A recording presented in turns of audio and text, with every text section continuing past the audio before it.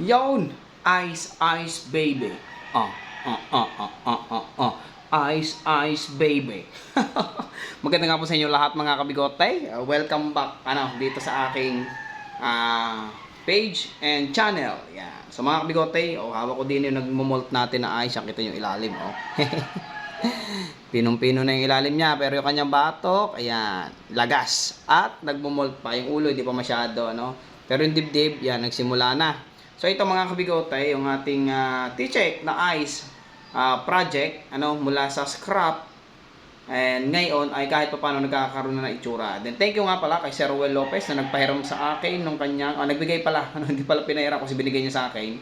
Yung kanyang isang ice na bar at ngayon nga naipares ko doon sa ice na T-check ko. Are yung isang anak at ang isang anak, ang kapatid na Ray, nasa kanya na. So ngayon mga kabigote, nagmo-mode. Gusto ko lamang ipakita sa inyo. Yan, malapitan. Okay. So ito na yung ito na yung leeg. Yung dibdib pala, yung dibdib. Yung ilalim.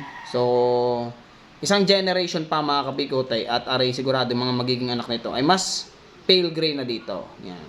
Ito ay pale na pero hindi pa siya ganun ka-gray kasi medyo bluish pa ng konti. Pero kita nyo naman, maganda na itsura.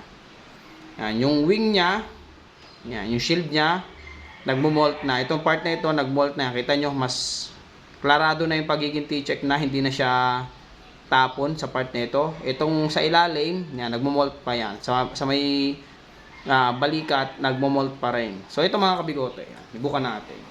Yung tails niya, hindi pa nagmo-molt mga kabigote. Hindi pa nanlalagas.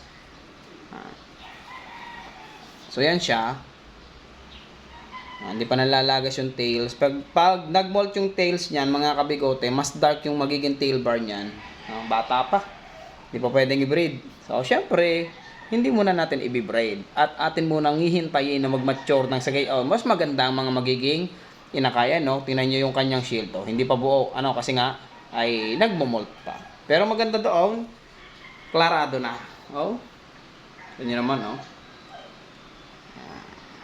So ito yung babae mga kabigote at ang napapunta kay Sir Ruel dahil lalaki ang kanyang kailangan, pinadala natin yung kanyang kailangan na lalaki doon. At sana magamit niya doon at magbugaray ng magaganda.